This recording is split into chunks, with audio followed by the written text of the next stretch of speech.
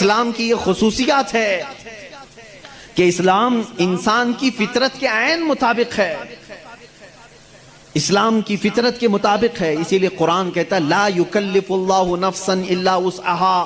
میں آج چیلنج کرتا ہوں، ایک ایسا حکم لا کر کے دکھا دو، ایک ایسا حکم اسلام میں کہ جس میں ایسا لگتا ہو کہ یہ انسان کے لیے بھاری ہے۔ ایسا نہیں ہونا چاہیے، ایسا نہیں ہونا چاہیے تھا۔ اسلام نے اپنے ماننے والوں پر یہ پابندی کیوں لگائی؟ ان کے پاس کیا ہے معلوم ہے؟ مخالفین اسلام کے پاس اگر وہ لائیں گے کوئی چیز تو یہ کہیں گے کہ اسلام سال میں ایک مرتبہ پورے مہینے بھر لوگوں کو بھوکا کیوں رکھتا ہے؟ بھوکا کیوں رکھتا ہے؟ جبکہ یہ انسان کی فطرت کے خلاف ہے۔ انسان کھانا پانی پسند کرتا ہے اور آپ اس کے کھانے پانی کو روک رہے ہیں۔ تو میں پہلا جواب تو یہ دوں گا کہ روزے رکھنے سے کتنے مسلمان مر گئے؟ پہلی بات یہ ہے، اگر ہر سال ایک مہینہ رمضان میں اسلام اپنے ماننے والوں کو روزے رکھواتا ہے تو پھر یہ مسلمانوں کا صفایا ہوتے رہنا چاہیے۔ اگر یہ صحت کے خلاف ہوتا تو، اگر یہ ہمارے جسم کے خلاف ہوتا روزہ رکھنا، تو اسلام میں ہر سال رمضان کے ٹائم پہ لاکھوں کی موت ہو جانا چاہیے، بھوک سے مر گئے، بھوک سے مر گئے۔ اب تک تو اسلام ہی نہیں ہوتا 1400 سال سے۔ میرے عزیزو، اب میں آؤ ان کی نقلی دلیل بھی اگر بتا دوں، نقلی کا مطلب نقل کی ہوئی، ان کے جو ریسرچ اسکالر ہیں انہوں نے خود کہا ہے۔ آج میں 2-4 روز سے ڈائٹنگ پلان دیکھ رہا تھا کہ ڈائٹنگ پلان میں کیا ہوتا ہے جسم کو صحیح رکھنے کے لیے، فاسد مادات کو دور کرنے کے لیے۔ تو ایک بڑے ڈاکٹر کی ویب سائٹ میں پڑھ رہا تھا، اس ڈاکٹر نے 2 چیزیں کی ہیں، 2 چیزیں اس نے رکھی ہیں کہ اگر اپنے جسم کو 80 سال تک زندہ رکھنا اور صحت مند رکھنا چاہتے ہو تو 2 چیزوں کو اپنا لو کہ ہفتے میں 1 دن صبح سے لے کر شام تک اپنے جسم میں کچھ بھی نہ ڈالو۔ یہ ڈائٹنگ پلان میں ہے، موجود ہے، کچھ نہ ڈالو، صرف پانی پر رہو۔ اور ایک ڈاکٹر نے یہ لکھا ہے کہ گرینری، جتنی بھی گرین چیزیں ہیں، سبزیاں ہیں یا پھل ہیں، صرف صبح اور شام میں ہفتے میں 1 مرتبہ ایسا استعمال کرو، تمہاری صحت برقرار رہے گی۔ ٹائمز آف انڈیا، ہندوستان کا بڑا چلنے والا اخبار ہے، اس کے پیج میں بھی موجود ایک ریسرچ شائع کی گئی تھی جس میں ایک ڈاکٹر کا یہ دعویٰ تھا، ہمارا ڈاکٹر نہیں، پھر اگر کوئی مسلمان ڈاکٹر اعلان کرتا تو پھر ایک طرفہ والی بات ہوتی۔ نان مسلم ڈاکٹر نے اپنے ریسرچ میں یہ کہا ہے کہ ہم نے بہت غور سے دیکھا کہ صبح سورج نکلنے سے پہلے سے لے کر شام سورج ڈوبنے تک اگر کوئی 1 مہینے تک اس طرح بھوک برداشت کر سکتا ہے تو اسے کینسر نہیں آئے گا۔ اس نے کہا ہے کہ کینسر کا اس چیز میں علاج دیکھا گیا ہے کہ جسم کے اندر کے فاسد مادے نکل جائیں گے۔ میں پھر چیلنج کرتا ہوں، اور لاؤ کوئی دوسری بات جس میں ایسا کوئی حکم ہو اسلام کا جو انسانوں کے لیے بھاری ہے۔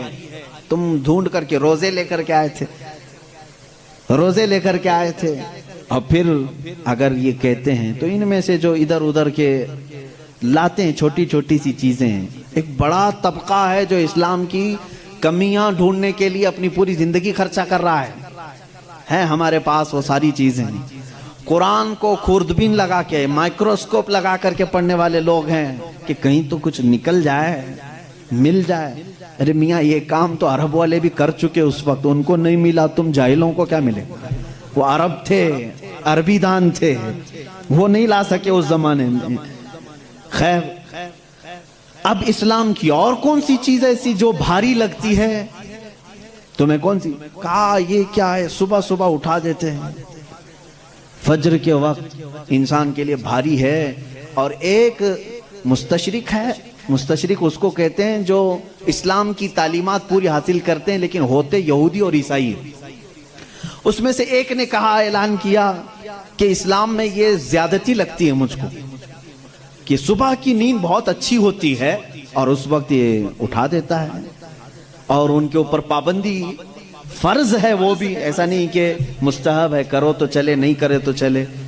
اس نے دعوے میں یہ بھی لکھا ہے کہ یہ میں اپنے سے نہیں کہتا کہ یہ بھاری ہے، بلکہ خود مسلمان بھی یہ کہتے ہیں، وہ فجر میں نہیں جاتے، اس نے سارے مسلمانوں کا حوالہ دیا اور لکھا کہ دیکھو جا کر کے ان کی مسجدوں میں فجر میں یہ لوگ نہیں آتے. اس کا مطلب ہے کہ یہ بھاری چیز ہے جو اسلام نے ان کے اوپر ڈال رکھی ہے.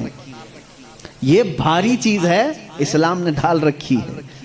مجھے اسی وقت فوراً یہ کلک ہوا کہ ٹھیک ہے، یہ تو ان لوگوں کی سستی اور کاہلی ہے جو انہوں نے اپنے طور پر اپنے جسم کو ایسا بنایا ہے، ورنہ فریش رہنے والے ہر انسان کو ہم نے دیکھا ہے کہ وہ فجر میں جاگنگ کے لیے نکلتا ہے. جو فریش رہنے والا ہے، جو اپنے جسم کو تندرست رکھتا ہے، ڈاکٹرز ہوں یا دیگر جو بڑے بڑے طبقے کے لوگ ہوں، سب کو ہم نے دیکھا کہ آپ ایکسرسائز کے لیے سب سے سوٹیبل وقت کون سا سمجھتے ہیں تو کہتے ہیں فجر کا وقت. صبح ٹھنڈی ہوا ہوتی ہے، جسم کے اندر بہت اچھی فیلنگ آتی ہے. میرے عزیزوں بتاؤ، آخر اسلام نے اپنے ماننے والوں پر احسان کیا ہے یا زیادتی کی ہے؟ یہ اسلام چاہتا ہے کہ یہ فریش رہیں، اپنی طبیعت کو خوشحال رکھیں. بلکہ وعدہ بھی یہ کیا گیا ہے کہ جس نے فجر کی نماز پڑھی اللہ تعالیٰ پورے دن اس کو مصیبتوں سے محفوظ کرے گا. فرشتے اس دن کا رزق اسے دے کر برکتیں ساتھ دے کر کے جاتے ہیں. تم کہتے ہو یہ زیادتی ہے، نہیں پڑھ رہے ہیں الگ بات ہے، لیکن میں نہیں سمجھتا کہ اسلام نے یہ زیادتی کی ہے. لا یکلف اللہ نفسا الا وسعها. میں اسلام کی انہی تمام باتوں، میں ان کے جوابات آپ کے سامنے آج لے آیا ہوں. تھوڑی سی چیزیں پھر چل کر کے اعتراض یہ آیا، چلیں ٹھیک ہے آپ کے کہنے کے مطابق صحیح تو ہے، اسلام صبح اٹھاتا ہے فائدے کے لیے اٹھاتا ہے، طبیعت اچھی رہتی ہے، خوشحالی رہتی ہے، صحت اچھی رہتی ہے، ہم مانتے ہیں. لیکن اور بھی کچھ چیزیں ہیں اسلام میں جو سختی ہے، جو سخت ہے. وہ کیا کیا چیزیں ہیں سخت ہے ان کے دماغ کے اعتبار سے، وہ میں آپ کو بتاتا ہوں. اسلام دین فطرت ہے، یہ میرا چیلنج ہے، طبیعت کے عین مطابق بنا ہوا ہے. اور میں اگر دوسرے مذاہب کو چھیڑوں تو بات بہت دور ہو جائے گی، بہت طویل ہو جائے گی، کیونکہ میرا یہ مزاج نہیں ہے کہ دوسروں کی خرابیاں لے کر کے سب کے سامنے بیٹھوں، اور خرابیاں ڈھونڈنا اچھی بات بھی نہیں. ہم تو اچھائیاں بیان کرتے ہیں. اب میں آپ کو بتاؤں کہ تیسری ایک اور چیز جس کو یہ کہتے ہیں کہ اسلام جو ہے عورتوں کو برابری نہیں دی ہے، یہ ان کی ایک زیادتی ہے اسلام میں. میں نے پوچھا کون سی برابری چاہتے ہو آپ، کون سی برابری؟ کہا بہت ساری پابندیاں ہیں، اس کو نقاب میں رکھ کر کے اندر بند کر کے رکھتے ہو، اس کو باہر جانے کی اجازت نہیں ہے، جیسے تم گھومتے پھرتے ہو ویسے اس کو نہیں گھماتے پھراتے. تم عورتوں کو پابند رکھے ہو. اور دوسرا ایک اور اعتراض ان کو کہ عورتوں کی فیلنگ کے ساتھ تم کھلواڑ کرتے ہو، 4 شادیوں کی اجازت دیتے ہو. ابھی تو ہم نے ایک ہی کیا ہے، پھر بھی ان کو تکلیف ہے. 4 کی اجازت اسلام نے، اس کا الگ جواب ہے کہ عورتوں کے ساتھ یہ زیادتی ہے یا انصاف ہے. پہلی بات تو یہ ہے کہ ان کو بند رکھتے ہو، ایک کمرے میں قید رکھتے ہو. اور یہی مغربی تہذیب کے دلدادہ کچھ اسلامی ملکوں میں آ کر کے عورتوں کا دماغ بھی خراب کر رہے ہیں. آ کر کے ان عورتوں کو بھڑکا رہے ہیں کہ تم باہر نکلو بینر لے کر کے، ہمارا جسم ہماری مرضی چلے گی، ہمارے اوپر کوئی پابندی نہیں چلے گی. ہر جگہ یہ چل رہا ہے آج.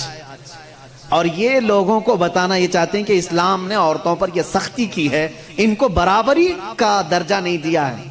کون سی برابری تم چاہتے ہو؟ کون سی برابری؟ یہ صرف جسم کے خواہش مند لوگ عورت کو یہ سمجھتے ہیں کہ یہ ناچنے والی چیز ہے، عورت کو یہ سمجھتے ہیں کہ یہ صرف ہمارے کھانے والی چیز ہے، اس کے ساتھ کھیلنے والی چیز ہے. تم اس کو برابری سمجھ رہے ہو. میں کہتا ہوں ان ماؤں اور بہنوں سے، تم ان کی برابری کو پسند کرتے ہو یا پھر اسلام نے جو تمہیں برابری دی ہے وہ کیا ہے؟ آؤ رسول کریم صلی اللہ علیہ وسلم کے فرامین تو سنو. میرے آقا نے فرمایا جس نے ایک بیٹی کی پرورش کی اور اس کو شادی کر کے دیا، اس کو قیامت کے دن جنت میں لے جانا میرا ذمہ ہے، میری شفاعت اس پر واجب ہے. حضور اکرم صلی اللہ علیہ وسلم نے فرمایا بیٹی کے لیے جس عرب نے دفنایا تھا اس جگہ میرے آقا نے اعلان کیا. تم کہتے ہو اسلام ان کے اوپر سختیاں کرتا ہے.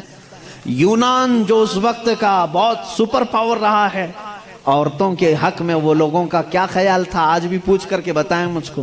وہ کہتے تھے کہ عورت جو ہے سب کے ساتھ جینے والی مخلوق نہیں، اسے 5 زنجیریں پہناتے تھے، 2 ہاتھ میں، 2 پیروں میں، گلے میں۔ اس کی نشانیاں آج بھی عورتوں کے پاس باقی ہیں، لیکن شکل بدل گئی ہے۔